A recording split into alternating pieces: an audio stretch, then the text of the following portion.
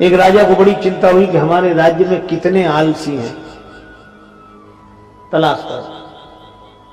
मंत्री बोला सरल उपाय है, आप आलसी घर बनवाओ। आलसी घर बनाया गया। राज्य में मुनादी हुई कि जो आलसी हों उनके लिए सुनहरा अवसर, आलसी घर में पधारें, आराम से रहें, सारी व्यवस्था राज्य की ओर से होगी। आलसियों के लिए एक आवश्यक शर्त है, कर कुछ नहीं सकते। दूसरे ही दिन आलसी घर भर गया, दूसरा बनाया वो भी भर गया। राजा को बड़ी चिंता हुई कि हमारे राज्य में इतने आलसी। मंत्री बोला कि सरकार इतने आलसी हो ही नहीं सकते, तो असली आलसी कैसे मिले? कहा घास फूस के झोपड़े हैं, आलसी घर लगा दो आग। अब आलसी घर में आग लगे, अब आग लगे तो कौन रुके? आग लगी सब भागे, लेकिन आश्चर्य दो फिर भी पड़े रहे।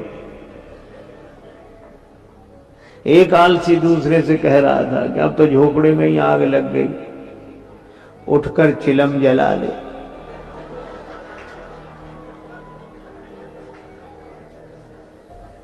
दूसरा बोला अब उठकर कौन जाए, आग तो खुद जलते जलते यहीं आई जा रही है। मंत्री ने कहा कि महाराज यही दो हैं, बाकी नहीं है। तो क्या हुआ, किसी का विवाह हुआ, नववधू घर में आई, गांव की घटना। तो बहू के ढंग से कोई घर का कामकाज नहीं करती, पढ़ी लिखी और बहुत अभिमानी स्वभाव की।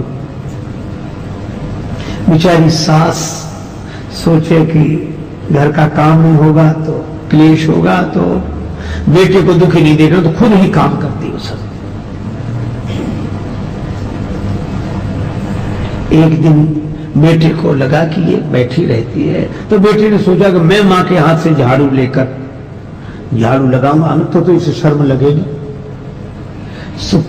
पति ने उसके हाथ से झाड़ू, नहीं तुम मत लगाओ, मैं लगाऊं। बोली नहीं, मां बोली मैं लगाऊंगा। और बेटा कहेंगे नहीं माता जी अच्छा नहीं, मैं लगाऊंगा। और दोनों झगड़ने लगे। सोचा कि शायद इसे शर्म लगे, तो वो बैठी बैठी बोली काहे को झगड़ा करते हो, मेरे तो सिर में दर्द होने लगा। क्यों झगड़ते हो? एक दिन तुम लगा लिया करो, एक दिन ये लगा लिया करेंगे। बोलो।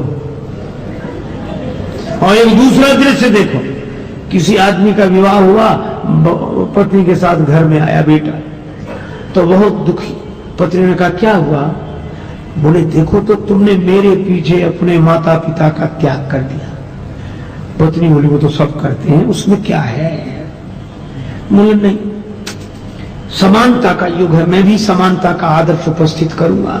कैसे? बोले हे देवी तुमने मेरे पीछे अपने माता पिता का त्याग किया, तो हम तुम्हारे पीछे अपने माता पिता का त्याग करते हैं। हो गई समानता। अरे भाई, एक आदमी बोला माँ बाप दोनों बराबर, उसमें क्या है? अरे हमने कहा ये शब्द ही अंतर बताते हैं। जब हम लोग बोलते हैं मां तो मुंह खुल जाता है मां, और जब बोलते हैं बाप तो बंद हो जाता है। सीधी सी बात है, जिसके आगे बालक का मुंह खुल जाए वह मां है, और जैसे देखते ही बेटे का मुंह बंद हो जाए वो बाप है।